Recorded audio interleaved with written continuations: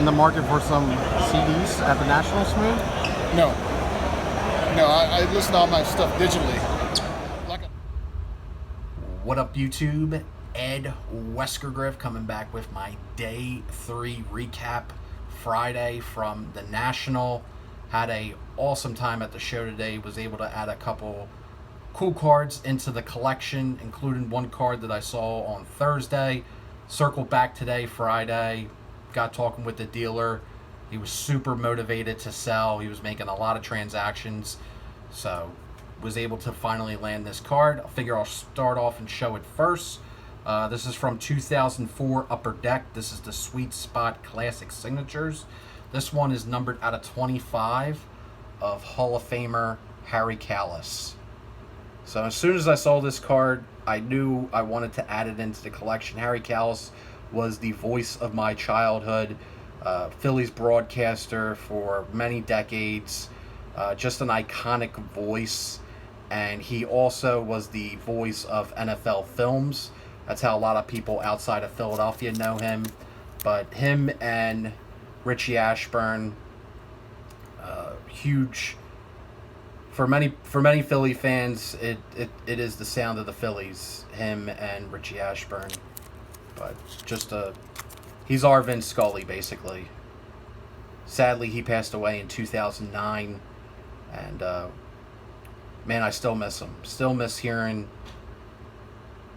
him call Phillies games. So really happy to add this into the collection. I do have a couple Harry Kalas autographs, but no certified autographs, and this is the to my knowledge his only certified autograph is out of this year from Upper Deck. So there's that. Then next I went over to Robert Prestige Collectibles. Been meaning to go over to his booth. His booth was in the cool section of the convention center. A lot of people will probably talk about that. The convention center was hot. There were certain areas, especially in the new spaces, where it was pretty toasty. But up in the front, in the industry, all the corporate areas were very cooled down. So there were certain sections that were very cool and other sections that were quite hot. But went to Robert Prestige Collectibles. He was in the cool section. And this is from 1934. This is the JGA 174, the prominent personalities of Franklin Delano Roosevelt. So got that in a PSA. Very good to excellent 4.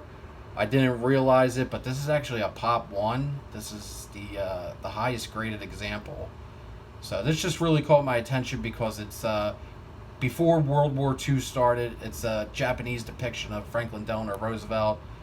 As we know with history, the Axis powers versus the Allied powers. So just to get a pre-World War II presentation of FDR, I think is really cool and unique. So that just stuck out to me. So I wanted to add this into the collection. Just a neat piece of American history there. It is a blank back, as you can see. So added that into the collection. Was able to snag that for $60. So that was cool to get that. And I don't think I mentioned it, the Harry Kalas was 200 stickered. Was able to get it for $150. So the dealer came off $50. So that's what I mean. There's some really highly motivated dealers out there that are looking to sell cards, which is great to see, because wasn't the case last year, but this year a lot of from what I'm seeing, a lot of transactions are going down. Also, speaking of history, picked this up as well. Small purchase here.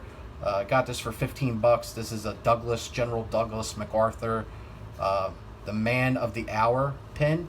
I'm not sure what era this is from. I don't know if it's from the 40s, the World War II era, or I don't know if it's from the early 50s, the Korean War era. If I had to assume, I would say it's probably the 50s when he was relieved of command by President Truman. So, not entirely sure. If anyone knows, please leave a comment down below. Then also, I went through a couple value boxes. It's a shame because most of the value boxes were in areas that were really toasty. But I did go through this one value box, Star Wars box, and found this card for $1. So Mando with Grogu. It's an insert, so I figured for $1, why not? Just a cool looking card. There you can see the insert from Star Wars Mandalorian. So snag that. And then I got a couple pickups, couple promotional things. One of these CSG sample cards. Figured I'd grab one. This is the Lightning Bolt at 9.5 Mint Plus. Have been going around checking what the third-party graders are doing. CGC had a pretty decent amount of people doing submissions today. SGC seemed like they were doing okay as well. PSA, there was people going through those lines, but definitely not as busy as it was in years previous. But if I had to assume, it's probably because of the very high prices. Also, at the baseball collector meetup last night, met up with a ton of different YouTubers. It was an awesome event. A lot of fun hanging out, chilling with people in the community. It was a great turnout. Tons of people went. And I did get some YouTuber cards. So we got Stuke. He hooked it up with his custom. Then we got Reindeer Studios giving out his art cards, which is awesome. Beautiful piece of artwork there. Love how he does these little customs here. Reindeer Studios. Scan the QR code. And he also has a Hank Aaron one that he did for Baseball Collector. That was done during Hobby Palooza. So that also came out really cool. And then we got Wade Boggs fan with Wade Boggs. Filmington hooked it up with a couple packs. I will probably do a separate video opening these. So thank you, Filmington. That was awesome. Andy, Sports Card Investigator, hooked it up with this Aaron Nola blue PSA Mint 9. So thank you, Andy. Rick, Vintage Oddball cards, bumped into him at the show. Hooked it up with a couple number 5, a couple Donovan McNabbs. Number 5 will always love you. So thank you, Rick.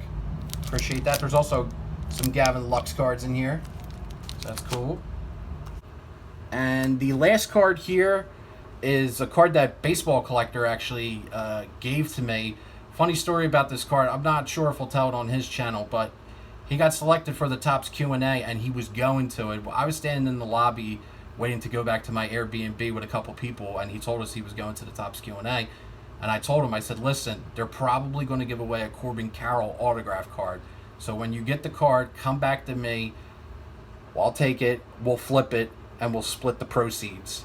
So he said, sure, no problem. And at the meetup, he came up to me and said, here you go. Here's the card. Do what you want, sell it, keep it, whatever you want. So, totally mind-blowing. But I was right, it was Corbin Carroll, and Baseball Collector actually got the hidden version of the card, which he said there was 3 different versions that Topps gave out during the Q&A, but this one's numbered out of 50. But Baseball Collector, man of his word. I mean, I said it to him jokingly, and he just he came back and he told me, do whatever you want with it. People were trying to buy it off me right there, but I don't kind of want to sell it now that he gifted it to me. I don't want to flip a gift. I want to keep it for the collection, since it's there's like a great memory associated with it, and it's a really cool card from the show. So I'm probably going to hold on to it and keep it. But that is just incredible. So thank you, Mike. Incredible generosity. Really, really appreciate that. So that's all I got. Day 3 is in the books, Friday, and looking forward to the Filmington Micah meetup / trade night at the Lowe's Hotel. So get amongst it, go out to the event, have a great time. What year is this? That's the best thing about the National, Bob.